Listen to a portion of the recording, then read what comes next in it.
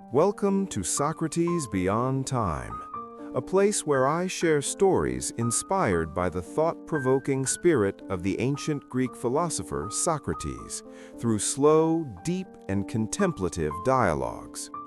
In the series Socrates and the Masters of Persuasion, Socrates journeys across time to meet influential figures throughout history, engaging them in conversations that explore the true nature of persuasion, not merely as a technique, but as a way human beings connect with one another. Though these encounters are fictional, the spirit of Socrates and the insights revealed in each dialogue carry a timeless value, inviting us to reflect on how we think, speak, and influence others. If you'd like to explore this journey more deeply, you're warmly invited to visit socratesbeyondtime.blogspot.com, where these reflections continue, quietly yet meaningfully. There are encounters that do not seek something new, but remind us of what has long been forgotten. When Socrates stands before Confucius, it is no longer a search for truth within each question, but a return to an order that once existed within the human being, an order of ritual, of righteousness, of how one stands before others and before oneself. One believes that a person must be awakened to recognize what is right. One believes that a person must be cultivated to live rightly what is already known. Between them, it is not a matter of right or wrong, but a subtle point of convergence. Does a person become better by realizing the truth or by fully living what has been passed down?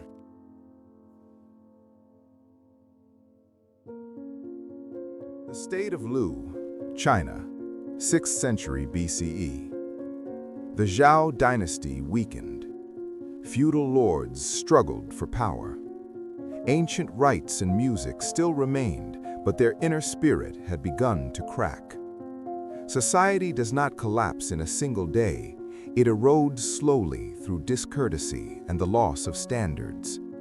Order at that time believed power preserved society through punishment. Those who erred were penalized. Those who resisted were suppressed.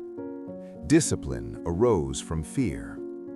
Yet amid that disorder, one man did not begin with new laws. He began with a question. What makes a person willingly behave rightly, even when no one is watching? What distinguished him was not political ambition, but the belief that enduring order must pass through inner cultivation.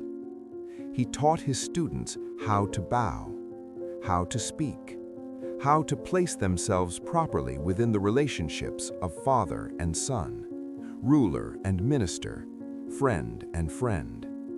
Not empty formality, but Li as the frame for the human heart, Yi as the standard for conduct. He traveled among the feudal states, proposing not new weapons, but a return to standards. If the leader were upright, the people would adjust themselves. If names were called correctly, disorder would lessen. There was no instant revolution, no cheering crowds, only seeds planted in small classrooms. A quiet shift was laid as foundation. Persuasion need not rely on sharp words. It may arise from consistent living, from rituals repeated long enough to become natural.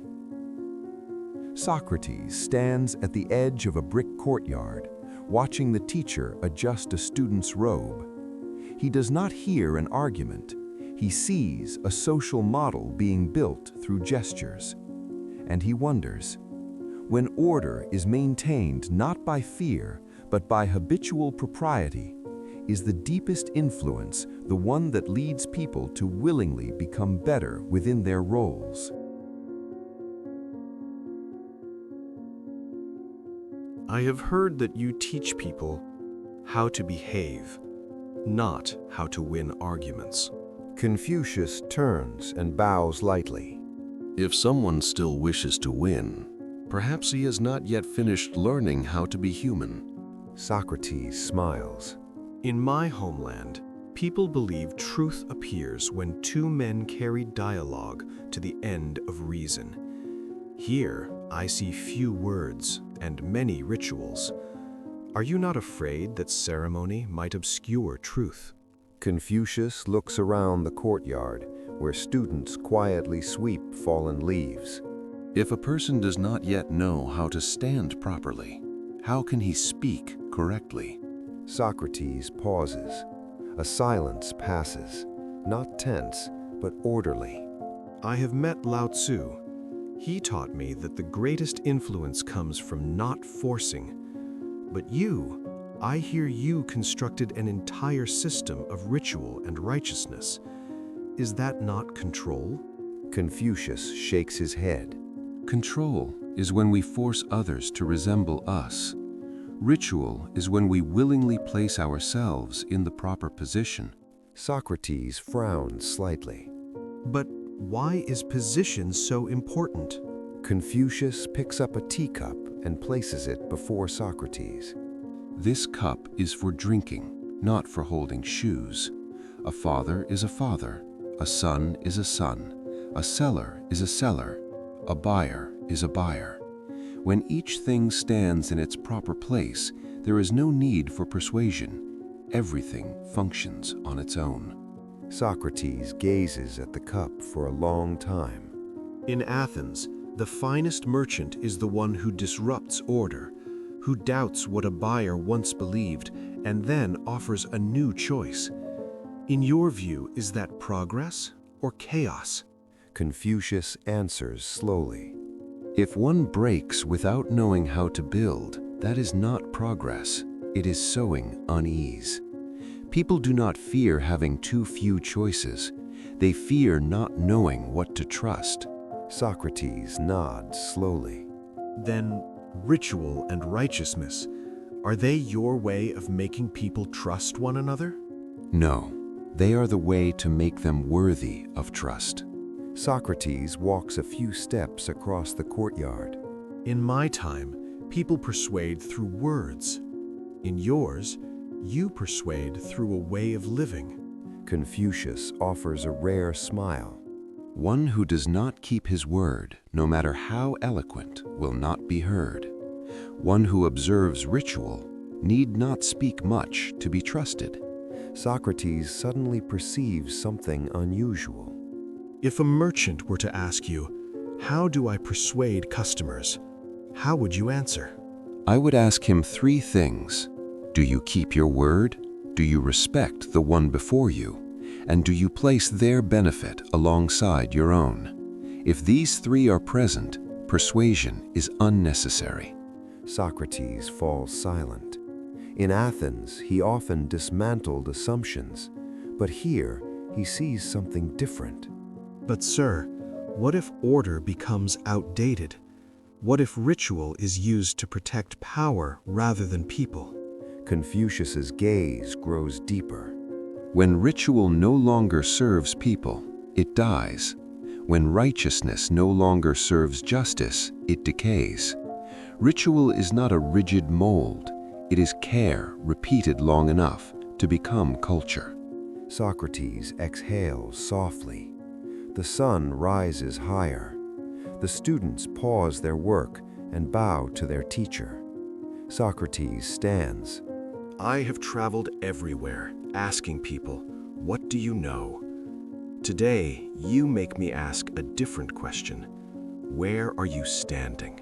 Confucius bows in return. When Socrates leaves the state of Lu, he sees crowded roads without chaos. He realizes something Athens seldom acknowledges. Not all persuasion takes place in speech.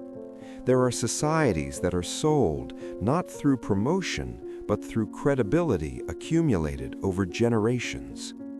Confucius did not teach people how to make others say yes. He taught them how to live so that their yes would not be doubted. When ritual endures, words grow lighter. When righteousness stands firm, persuasion becomes unnecessary. and Socrates understands.